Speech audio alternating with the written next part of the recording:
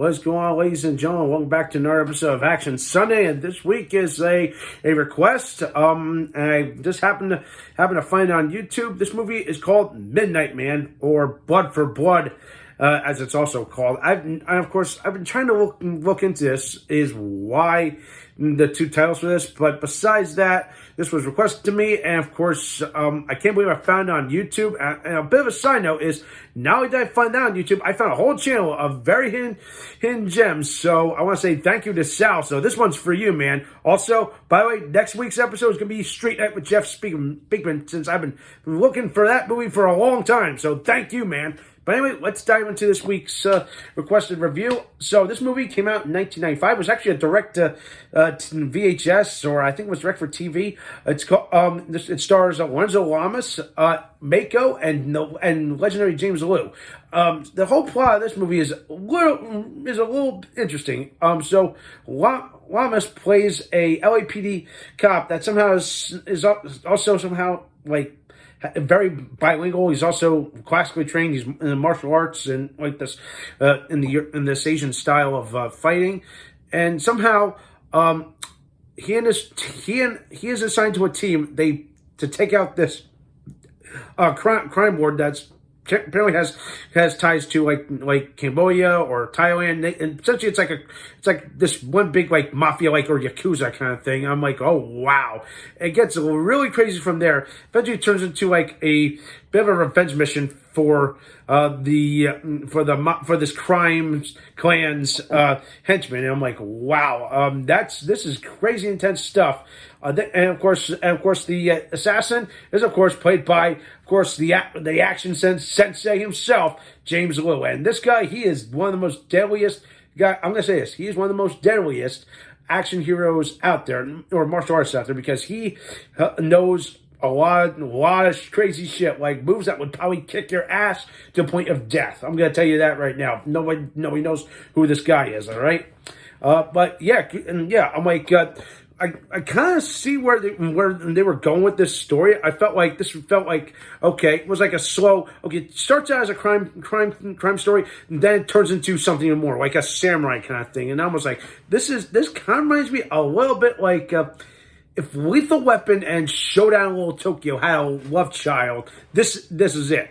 And I'm gonna say this right now. It's for a short runtime, they really cram a lot into this movie. Like, it's literally just an hour and a half, just barely, and like they do a lot. Okay, and I will say, like they really did a great job, like laying the foundation, laying this world and the whole build to these two characters, between Lorenzo Lamas' character and James Liu's character. Eventually, like their eventual fight.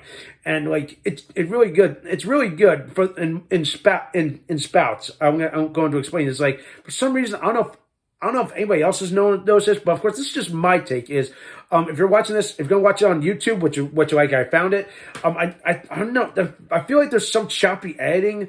I feel like there's something missing there. Like the deaths or some of the fight scenes don't feel like over the top. I feel like there's something there. It's like, it feels like, it comes off to me as like something I would see out of a episode of Walker, Texas Ranger, which, of course, however appropriate, that was kind of like a bit of a thing at the time. But of course, I'm comparing Lorenzo Lamas to Chuck Norris. But of course, again, that's two totally different things. But I want to focus on like, it was just something with the editing just kind of threw me off a little bit. But everything else feels good. Like I said about James Liu, like I love what they were going with James Liu's character. Mako is in this as well. And of course, this is the guy that plays the voice of Aku in Samurai Jack. So I feel like, wow, talk about a good way to kind of bring things full circle, if that makes sense. Yeah, not much else I could say. Like again, like the cop dramas part is good. Like there's a great bust that happens. Like Lorenzo Lamas, he does a good job playing this character to a T. Of course, everyone will all say it was like criminally underrated guy.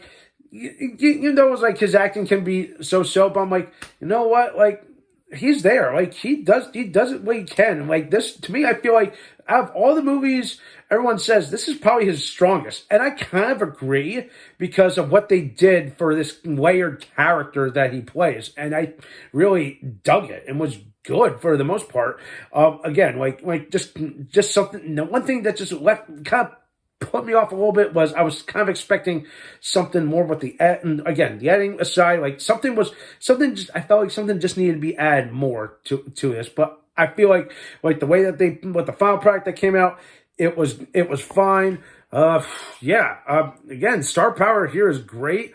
I like how they just. I love this whole set piece. I love the whole cheesy '90s vibe that they're kind of going with. But of course, again, that's kind of like what one of the deal with some of these straight to VHS or straight to TV movies with some of this. Apparently. I believe there was only edited down for like TV audiences in Canada by like a couple seconds, which is an interesting thing. Other than that, like the only other interesting thing I can see out of all this is, just Lorenzo Lamas was like essentially the big glue that held it together. I recognized the crime boss of the whole movie. He was played by the same guy that played Mr. Takagi in Die Hard. So I was like, that's pretty neat. So yeah, at least I kind of get like the whole Die Hard connection there.